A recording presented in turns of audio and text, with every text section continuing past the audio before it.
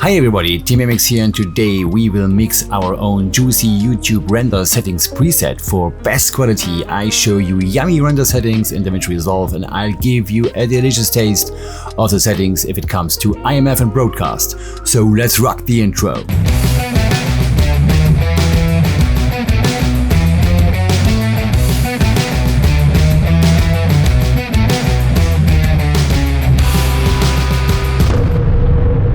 The first thing you should think about if it comes to delivering is to know for what media type the export result should be. If you want to handle it like a pro, that's the first question to answer. Let's start it simple. DaVinci Resolve gives you a really great bunch of possibilities to customize and control your render settings, and you can dive in very deeply, but they also do a really great job on the presets you can choose here on top of the deliver page. The first thing in case of delivering for YouTube is don't use the YouTube preset. Guys and girls, really don't do that. It's a great preset if you want to render very quickly and roughly without worrying about render settings or quality, but that's not what you want if you watch this video. What you should do instead is to use H.264 master preset as a starting point. So for YouTube in general, export a single clip because you want to render the whole timeline as one clip, right? So leave that as it is. Format. Please leave it at QuickTime. If you really want the highest quality, don't use MP4 because QuickTime is a better codec. And yes, you will get really big files, but it's absolutely worth. Believe me. We are not talking about the fastest render settings or highest compression. We are talking about the best render settings in this video, okay? Codec should also be untouched because H.264 is the YouTube standard. YouTube can do H.265 but I recommend still using H.264 nowadays. The next point should also be untouched. DaVinci Resolve does a really great job if it comes to hardware acceleration. So resolution and frame rate. Here you should choose the right resolution depending on your footage. Keep in mind that you have to switch the timeline resolution in your project settings under the master settings too. DaVinci Resolve can max render what's chosen as timeline resolution. So if you use a timeline resolution of 1080 HD for easy editing and grading, but you have 4K HD footage, now it's time to change the timeline resolution in your project settings to 4K HD. Okay, next, quality. Always, really always don't choose automatic. Instead, do the following. If you have 1080 HD, set restrict to on 40,000 kilobit per second, and if you work with 4K HD, set this value to 80,000 kilobit per second. Trust me, that's really important. That's a value that gives you really yummy results. Okay, encoding profile. This pop-up lets you choose among different encoding profiles, each of which has been optimized for different purposes. The trade-off is between quality and computational intensity for encoding and playback. I recommend to leave it at automatic because base is optimized for really high compression for mobile phone and such things. Main is for H.264 but with a bit depth of 8-bit, and high is for H.264 with compression intended for HD. So if you want to choose something, then only choose high, but you can leave it on automatic because in that case DaVinci Resolve will detect the codec of your footage and the bit depth too automatically. So trust DaVinci Resolve. Leave entropy mode and multipass encode as it is, and the rest here too. Now the advanced settings. Pixel aspect ratio and data levels can leave untouched. Retain sub, black and super wide data. Turning this checkbox on lets you choose to output media files that preserve overshoots and undershoots. That means data that's above the maximum and the minimum data levels of the data level you've selected, assuming this is supported by the video format and codec you are exporting to. Otherwise, DaVinci Resolve clips this out of bounds parts of the signal in an effort to keep your deliverables from violating whatever quality control standards you are adhering to in your grade, so leave this untouched. Now, use optimized media and use render cached images. I recommend leave this untouched if you are not in a hurry, because I often see people checking these boxes for a faster rendering and wondering after why the hell something went wrong. You can save time, but you should use this only if you are absolutely sure about that. For example, if you worked on a timeline resolution of 1080 HD, but switch now to the 4K HD resolution because you want to deliver in 4K HD, your optimized media are only in 1080 HD, you got the point? And that's only one thing that can go wrong if you use these options. And for really best results, I recommend leaving these two checkboxes untouched to force DaVinci Resolve to process all clips using the original media, guaranteeing the best quality available. Enable flat pass, always off. That means DaVinci Resolve renders your grade applied to your footage, otherwise it will render everything without your grades. And that's not what we want, okay? Disable edit and input sizing. When turned off, input sizing, pan, tilt, zoom and rotate adjustments will be baked into your output. When turned on, all input sizing adjustments are disabled, and that's not what we want. This is only from interest for workarounds with other NLEs. If this is the case for you, you should dive into deeper for this checkbox, but we leave this untouched. So now the next points. Force sizing to highest quality and force debayer res to highest quality. Force sizing to highest quality should always be checked. Guys and girls, trust me, if you turn this checkbox on, DaVinci Resolve automatically renders all clips using the Use this sharper filter settings of the image scaling panel in the project settings. So turn this on. Force debayer res to highest quality should also turned on if you're working with RAW format.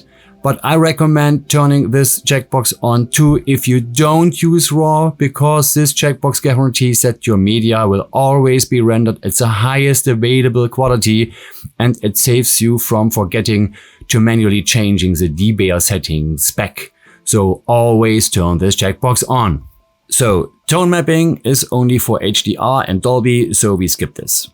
And bypass re-encode when possible. Turning this checkbox on makes it possible to do a direct copy of the existing video essence of video items in the timeline directly from the source media to the file being output when the selected format, codec and type matches the source. In other words, this eliminates the need to re-encode video media, preserving quality, and speeds the output process dramatically. You can leave it checked. It does not have an effect for your quality, and it only does his job if it's possible. So it's up to you. I leave this checked. And now we are done. You can now save this work as your own YouTube Deliver preset. Just go to this little three guys here and click them to get this drop down menu. And here choose Save as New Preset. Enter a name, for example, my awesome YouTube preset, hit OK and bam! Now you have your preset on front of the existing presets in pole position. If you only want to know what are the best settings for YouTube, you can end here watching. But if you want to know more about best quality, stay tuned. So, what about best quality in general? What should I use when? To be honest, there's no one solution. It is a very wide range of possibilities, and it always starts with the question, from the beginning of this video what media type the export result should be. In other words, for which media is the final result? Cinema, broadcast, Netflix, TV. For example, if you want to deliver for broadcast, you have so many options to achieve really high quality, but the really best is to use interoperable master format, in short IMF, for broadcast distribution. DaVinci Resolve offers native IMF encoding and decoding for the creation and playback of unencrypted IMF deliverables, all directly within DaVinci Resolve. Adobe Premiere, for example, can't do that, and there are not many software programs out there to do that in a similar price range of DaVinci Resolve. So that means that you have the best choice in context of price and quality in general if you choose DaVinci Resolve. And that's one of the most important facts why DaVinci Resolve is the industry standard in color grading, because they have really the best math and possibilities in one package for such a great price. Let me show you quickly some adjustments for the IMF format. First, choose the IMF generic preset. This lets you export to the SMPTE ST267 interoperable master format for tapeless deliverables to networks and distributors. No additional licenses or plugins are required to output to IMF, and that's really great. But of course, that's only available in the studio version of DaVinci Resolve. As first, the IMF format supports multiple tracks of video, multiple tracks of audio, and multiple subtitles and closed caption tracks, all of which are meant to accommodate multiple output formats and languages from a single deliverable. As of DaVinci Resolve 16, IMF export also supports to exporting IMF packages that uses ST298 and Dolby immersive audio via selected main buses. In addition, a pop-up menu to the right of the preset provides options for generic 20th Century Fox and Netflix versions of this preset. That's really awesome and a big time saver if it comes to delivering for such networks. So for the best results, you should use IMF as a format, leave codec on Kakadu JPEG 2000 and then choose your type. For example, RGB 4K. Now you can choose the bit depth. If you are working with RAW format, you should know the bit depth of this footage. For example, if you work with Canon RAW Light in 12-bit, choose IMF as encoding format and M4S2 as encoding level. This gives you a very high bit rate of 400 megabits per second, and you can jump to the next level if you choose M5 as 3, but in case of Canon RAW, it's similar to the compression of the source clips. So it's not necessary to jump higher. But if you want to be safe, you can also choose a lossless compression. To enable this, you must first switch to Auto in Encoding Profile drop-down menu. For me, the best result came out if I chose this lossless compression and leaving the Q step untouched. So Q step gives you the possibility to choose either automatically or manually specified quantization levels at which to compress a video signal when using the Kakadu JPEG 2000 encoder. Automatic gives you really great results. In the advanced settings, you will find the same adjustments as in the discussed YouTube adjustments, so I will not explain the steps again. I don't want to explain the composition settings. It's only for metadata. And for all who are interested in Netflix workflow, DaVinci Resolve can do a photon validation for you. Photon is a validation software from Netflix for IMF App2 packages. Therefore, it's very important to leave the App2 package untouched if you choose other values as described. If you follow my steps, the package type App2 is grayed out. And that for this very important reason. So I can't explain all Netflix stuff deeply in this video, and there are many theoretical things to learn in front of, but you should know that you can do the whole Netflix deliver process in DaVinci Resolve with a JDK or JRE version 1.8 installed, including the quality control, the validation on export, and again, for this price. It's important that you realize that DaVinci Resolve can give you really the best results if it comes to quality. And an often underrated fact is that DaVinci Resolve has very good tools on board for quality control, and the color management is excellent. You will never ever reach this quality in Premiere Pro, for example. And what you can do too is to use DaVinci Resolve for high quality renderings and using them for editing in the NLE of your choice if you want. Finally, what I try to say is, with DaVinci Resolve, you got a software which can do industry standards at state of the art, and you won't find a comparable software for this price. And again, I'm not sponsored in any terms by Blackmagic or others.